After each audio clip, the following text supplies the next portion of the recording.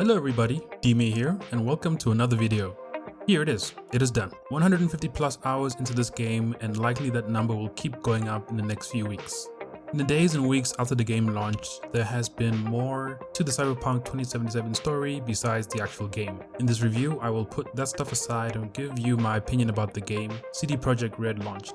A discussion about everything surrounding the game deserves its own video.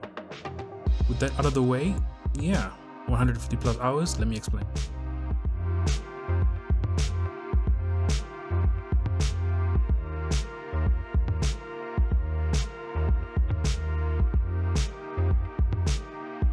This review took me a long time to write, mainly because as a numbers guy I struggle with putting words on paper, but also because there is just so much that CDPR managed to pack into this game. Unfortunately, a lot of it is more fashion over function, and this is best exemplified by the sandbox in which you play it, Night City. Night City looks amazing. It's massive, not in terms of size, but density. There is so much verticality in this game. Highways weave through buildings, walkways above the city streets, there are slums, there are penthouses, the city is detailed. The Badlands surrounding Night City is vast, and yet still manages to pack in a number of quests and random events. The city is colorful with bright neon pink and blue. At the right time of day, the city looks like a happier version of the city in Blade Runner. Seeing the city in all its glory is not cheap. I played the game at 1080p so that I could turn on ray tracing and play at a reasonable 50 to 60 frames per second. Definitely worth it. Yes, the city looks great, but there are quite a few issues. Night City was CDPR's silver bullet. It was what was going to get you into the game and keep you going well into your third playthrough. The first real trailer was all about the city, showcasing all you can do and all the city could do for you. I love this trailer, I still do. It has so much in it, from showcasing some of the weapons to the level of interactivity you have in the city. Alas, that last part was dialed down for the final game. Taxis and tram system, gone. Ambushes and random car chases, gone. Being able to change your face on a whim, nope. There are a few others that were shown in the gameplay reveals, such as wall running, which was also removed. These things happened during game development, and CDPR was clear that some things could change, but I can't help but feel that without some of these, the city feels more like a playground than an actual place to live in. I assume by using the first-person perspective, you really get the sense of immersion in this vast city, but you just cannot interact with it much. Yes, there are buildings you can enter, and yes, you can talk to almost every NPC you encounter, but because of either repetitive one-line dialogue or empty buildings with not much to see or do, it is really superficial. Fast travel is included in the game, but it is a static load screen, no tram, not even a cutscene like from Spider-Man on the PS4. Do not get me wrong, this city looks absolutely gorgeous, especially when you have all the settings cranked up and ray tracing enabled. One of, if not the best looking open world I have seen in a video game to date.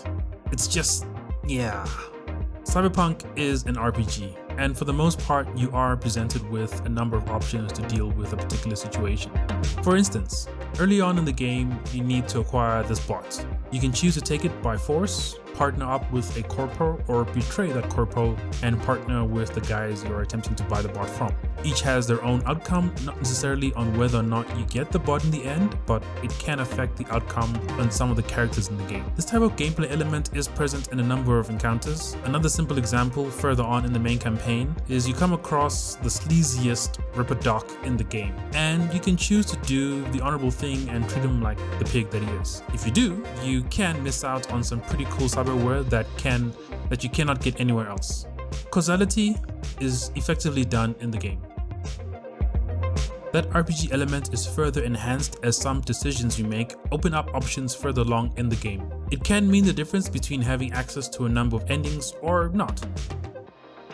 The mission structure in Cyberpunk is a tiered approach, similar to almost every RPG out there. You have the main missions, which open up as you progress further into the game. Then you have the side quests, some of which are offshoots from the main campaign and include personal missions from some of the main characters in the story. I would say they are as fleshed out as the main missions in the main campaign, and definitely worth playing and completing, because they do open some of the options in the main campaign, but also they are just absolutely good content. Gigs are missions given to you by fixers, which are individuals that connect clients to mercenary. These are short missions ranging from assassinations to racing to fetch quests. I would say do them. They are a great source of XP, weapons, and armor that drop at your level. Most of them are quite fun and definitely worth doing. Lastly, Night City does have what appear to be random world events such as turf wars, what appear to be robbery and assaults, plus hideout assaults where you take down a leader of a gang. They are spread out across the city and appear in set locations at random times. The reward from these missions vary. I found missions where you take down a leader can reward you with legendary gear, often while the rest may not reward as well. The RPG system is also present in how you build up your character. You have 3 different currencies when it comes to upgrading your character. You have 5 attribute trees from intelligence to reflex. Then you have perks under each attribute tree, and finally within each tree you have a skill tree that you can level up by using that particular skill. For example, if you use handguns more often, you can level the handgun skill tree and get perks such as improved reload speed. The cool thing is that you do not have to spend attribute points or perks on that tree for this to happen, which then can lead to substantial build diversity. This is one of the main reasons why I am still playing this game. In my first playthrough, I played as Netrunner. What this build allows you to do is clear out a building without actually entering it. You can hack cameras, then load quick hacks that can damage enemies and jump to other enemies within a certain proximity. As you level up, you can get perks that apply critical damage. As much as there is so much variety in the builds you do, switching between builds is not as flexible as you would expect in a world like this. You can get an item from your local Ripper Dock that resets your perks, but it does not research your attributes, limiting how much you can change your current build by. I feel like this is an oversight more than anything. You should be able to switch out builds on the fly as much as you can change your cyberware mods. This was something CDPR said you could do, and it is so disappointing that it is so limited in this final game. With that said, combat is fun and engaging regardless of the build you choose. From guns to hacking, swords to fists, there is quite a variety of builds you can do, and this adds so much to the replayability of this game. I think in my third playthrough I will go full melee with fists. I mean, gorilla arms just look so cool. I cannot resist. The game also has a crafting system that kind of works, but I feel is not essential, at least not in this version of the game. If you have crafting maxed out, you can craft weapons and armor with boosted stats, but playing on medium and hard difficulty, you can really get by with some of the world drops you encounter. At very hard difficulty, crafting and upgrading becomes really important, but not everyone will be playing at that level, plus there will be a limit on what you can do with this because the resource management in this game is severely lacking. Resources are just too expensive and they drop in really small amounts. Yet crafting and upgrading items requires so much that this path can get really expensive very quickly as you try to keep your character stats up. Another low point is how the armor system works. V can loot armor and gear from the world, but because there is no transmog system, equipping armor that maxes out your stats can make you look like a really eccentric dresser. You really have to make a trade-off between high stats or high fashion. Again, not sure if this was the intention of the devs. Personally, I would hold back my stats just to look presentable. It really did not matter since you hardly saw V, but it mattered to me. Lastly, you can equip cyberware such as arms that do additional damage when you hit someone, or a neural implant that can slow down time and allow you to get a better shot and move a bit faster than everyone else. The arms at least have a visual cue as you equip different ones, but the others are either covered up or outside your field of vision. In this game, you play as V, a mercenary for hire in Night City. V as a character was alright. At least early on in the campaign, voice acting was decent.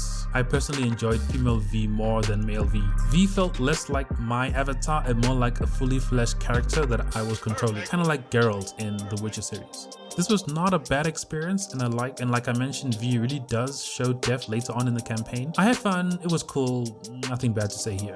There are 3 backstories or life paths you can choose for V that define V's origin. I finished my first playthrough as a nomad and started my second as a street kid. As far as how these changes affect the overall story, well, they really don't.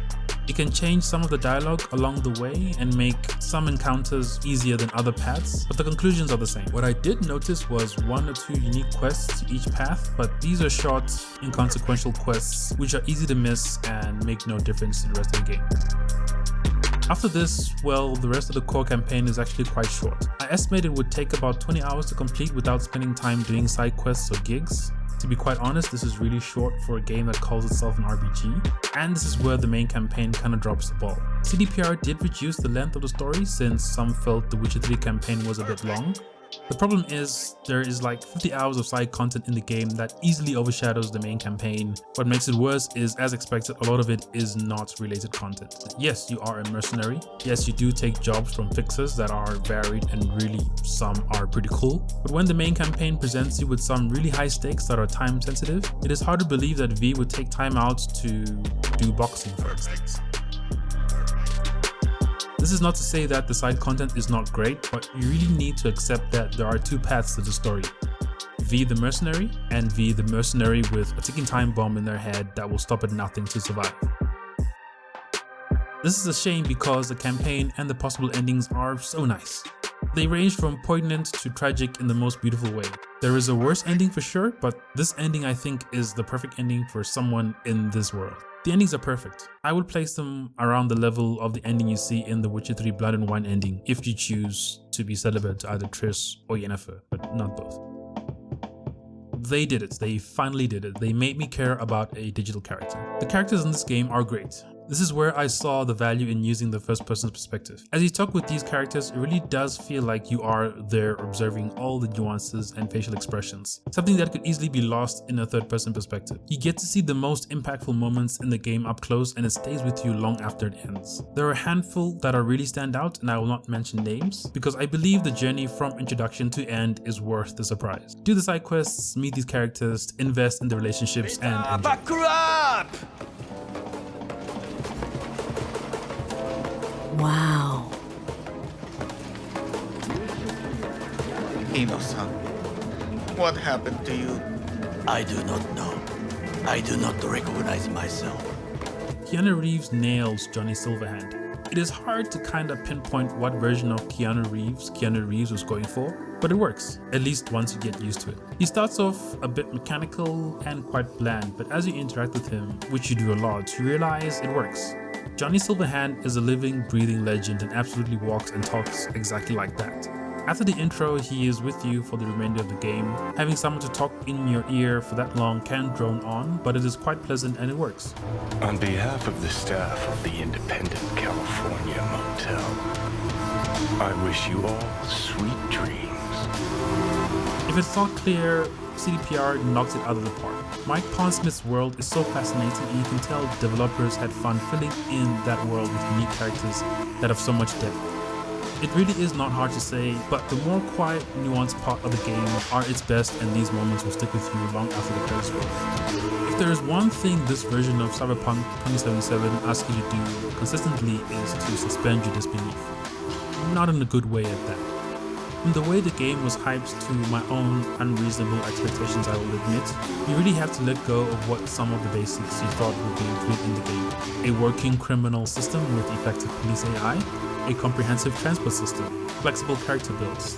These are just not there. Not to mention the extensive number of bugs that can really take you out of the experience, often literally when the game crashes, can really soil your experience if you focus on them for too long. In this review, I avoided making comparisons to GTA because I think there are different genres of games to a degree, but Rockstar from the very beginning invested so much into making you believe the world is not something you just play in, but some place you live in.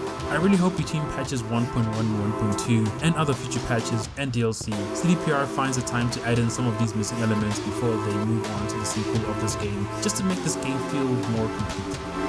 All in all, I really enjoyed my time with this game. It may not have been the unique experience I was hoping for, but there has never been anything like it from a visual standpoint, and that is saying something. No one would disagree that this version of the game is an amazing canvas, and anything more that CDPR does on top of this would only elevate the game further. I really cannot wait for that day. That's it. That is the review. This by far is my longest anything on this channel, and so if you think I did a good job, please let me know by dropping a like. Also, if you'd like to see more game reviews, hit the subscribe button and don't forget to turn on notifications so you never miss a video. Thank you for watching this review and I will chat to you in the next one. Cheers.